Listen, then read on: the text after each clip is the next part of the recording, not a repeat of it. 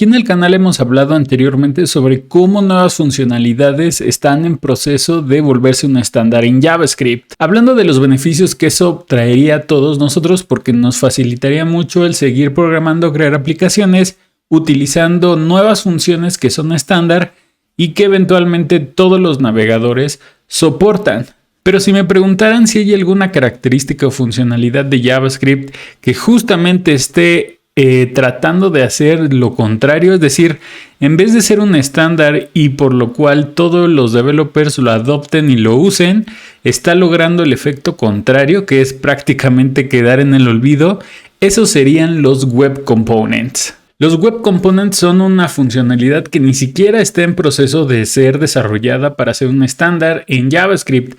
Ya existe y de hecho tú puedes crear componentes nativos sin la necesidad de utilizar algún framework o librería. El problema más grande que tienen los Web Components es que, como les decía, están logrando crear un efecto completamente negativo en donde pues los developers siguen utilizando frameworks y no se ha adoptado tanto el uso de componentes web de forma nativa como a lo mejor muchos hubieran esperado. Por eso les voy a platicar sobre las razones por las cuales los web components están prácticamente muertos y por qué esto no es necesariamente catastrófico o malo para el ecosistema de JavaScript. La primera razón y la más importante, creo yo, es que los componentes web llegaron tarde en toda esta carrera del uso de componentes en JavaScript. Realmente no es un concepto como tal nuevo que haya nacido a partir de React o de Vue o de Angular. Sin embargo, son estas librerías y frameworks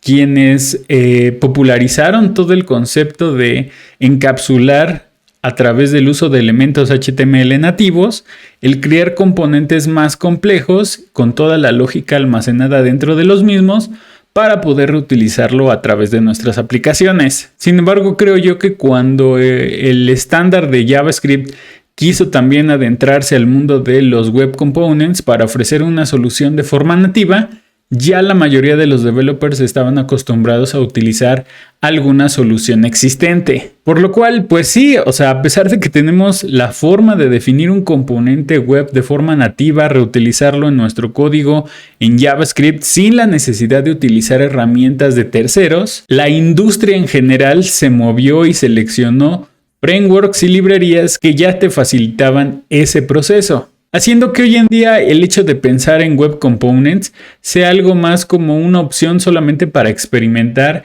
y ver hasta qué tanto puedes llegar a crear, digamos, aplicaciones y componentes reutilizables, pero no tanto porque por decisión propia creas que los Web Components son mucho mejores que los componentes que puedes encontrar en alguna librería o framework basado de JavaScript. El segundo punto es que los Web Components, desde mi punto de vista, son un poco más complejos de implementar y de utilizar que los componentes que vemos en cualquier otra librería o framework. Esto es porque utiliza un concepto llamado Shadow DOM y a pesar de que se planeó con esta idea de que, digamos, se puede ocultar un poco la estructura de tu componente de toda la jerarquía de DOM, también esto trae muchísimos problemas porque si tú ya tienes cierto conocimiento en crear componentes en cualquier otra herramienta de terceros, te vas a dar cuenta que hasta Solid o Quick ofrecen una solución muchísimo más amigable para poder implementar componentes y al final no lo tienes que manejar como si fuera una caja negra,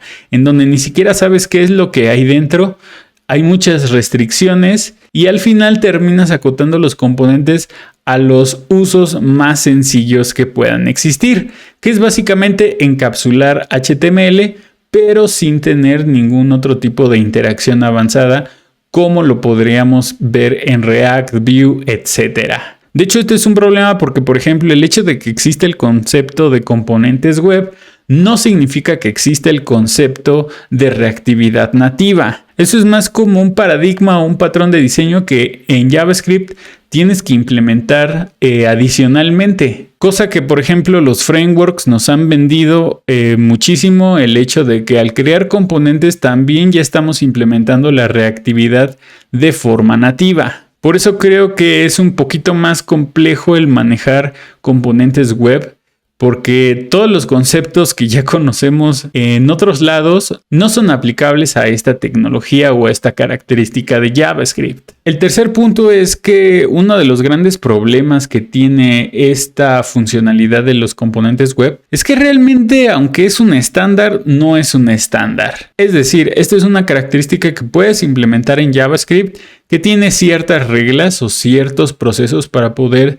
tener listo tu componente web, pero de nuevo regresamos al punto en el que no existe realmente un estándar de cómo podríamos definir un componente web. Y esto es un problema porque si todas las librerías o frameworks tienen una forma específica de implementar componentes, incluso a través de funciones o de clases, utilizando TypeScript o no utilizando TypeScript, soportando el uso de hooks, soportando el uso de señales e incluso cosas tan básicas como utilizar HTML en forma de templates o plantillas o utilizar JSX. Todas esas cosas hacen que al final los developers, en primer lugar, si quieren aprender todo el tema de reactividad y creación de componentes, pues dependiendo de la sintaxis que más les gusta, se van a ir por alguna solución específica. Y en el tema de los web components también es otra variante de cómo se pueden crear componentes web que son totalmente diferentes a los que ya conocemos actualmente. Realmente los componentes web no dictan cómo deberían ser los componentes y a su vez todos los frameworks basados en JavaScript los implementan de la forma que ellos consideran es muchísimo más fácil, pero tampoco toman en consideración lo que hacen los componentes web. Porque, por ejemplo, no tenemos ese problema con las promesas. Las promesas es una funcionalidad o característica en JavaScript que es un estándar. Si tú quieres utilizar JavaScript Vanilla o si quieres utilizar React o si quieres utilizar Vue o cualquier otra librería o tecnología basada en JavaScript, las promesas van a funcionar de la misma manera en todos lados. Lo cual, pues digamos, eso ayuda a que sin importar lo que estés aprendiendo, el funcionamiento va a ser exactamente el mismo. Cosa que pues nunca pasó con los web components. Y ahora hay de chile, mole y pozole, porque hay muchísimas variantes de cómo definir y cómo funcionan los componentes dependiendo de la herramienta o framework que tú elijas. Y el último punto es que realmente los componentes o la definición de componentes sigue variando, por lo cual realmente no está definido hoy en día cómo deberían ser los componentes en un futuro. El hecho de que hayamos empezado a crear componentes en el cliente como lo conocemos hoy, no significa que en 1 o 2 años va a seguir de la misma manera. React es el ejemplo perfecto, cómo ellos empezaron con este tema de componentes basados en clases y después se tuvieron que mover a una forma muchísimo más sencilla o amigable que son los componentes basados en funciones y el uso de hooks. Angular también empezó con este enfoque, están tratando de actualizar el mismo framework para que sea cada vez más amigable y no esté encasillado a una sola forma de hacer componentes. Y podríamos seguirnos con Vue también, con Svelte, los cuales también han ido cambiando la forma de definir componentes, aunque sea en pequeños detalles. Pero la realidad es que, por ejemplo, veamos Next.js. Es completamente en los server components. Entonces, ahí ya tenemos otra variante de cómo se podrían definir los componentes web, porque ahora funcionarían también a través del server-side rendering, cosa que, por ejemplo, los web components actualmente no soportan. Entonces, al final, la definición de los web components se va quedando obsoleta, está evolucionando tan rápido que el mismo concepto de los componentes como los conocíamos hace 5 años, hoy en día pues es muchísimo más amplio de lo que nosotros imaginábamos. Por eso creo que es importante conocer que pues sí hay especificaciones sobre cómo crear componentes web en JavaScript sin la necesidad de instalar alguna herramienta de terceros. Creo que eso es importante. Pero lo que es más importante es entender que a lo mejor no va a ser la opción número 1 para cualquier empresa o cualquier aplicación que quiera crear componentes o aplicaciones modernas utilizando este estándar.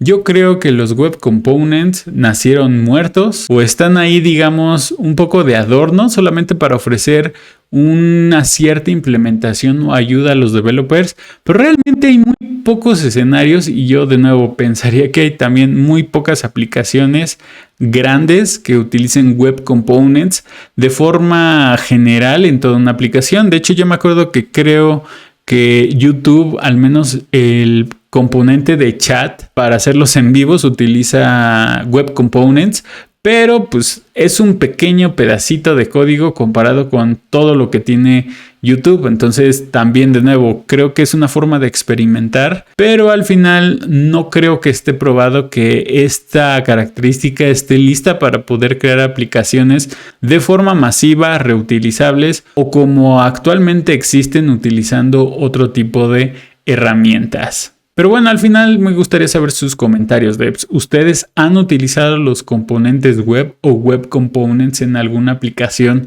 de verdad, más allá de, digamos, el demo o el hola mundo? ¿Creen que esto realmente tiene futuro y nos olvidemos de todo el proceso de instalar dependencias, de correr npm, los node modules o todos los procesos que conlleva a veces inicializar un proyecto solamente para poder correr un hola mundo en un componente sencillo? Gracias por llegar al final de este video, devs.